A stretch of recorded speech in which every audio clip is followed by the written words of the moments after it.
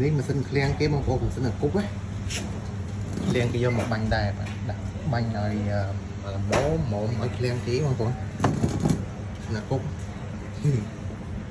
យូរគេយកមកគ្រឿងសម្អាតបាញ់មួយអញ្ចឹងណានេះកន្លែងដីកបងប្អូនមើលហើយគេបាញ់មកចេញមកអូ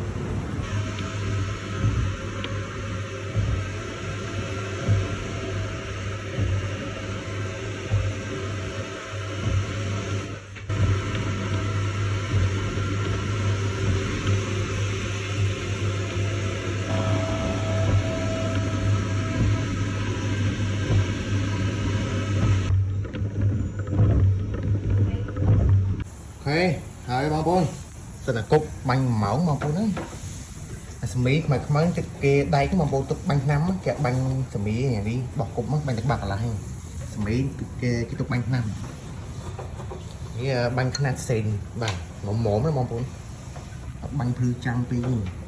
គឺចាំងពេកដូចបោះចិននេះខ្លួនវាដីក្តាំងបាញ់ដល់បើកអស់អាបងប្អូននេះអែម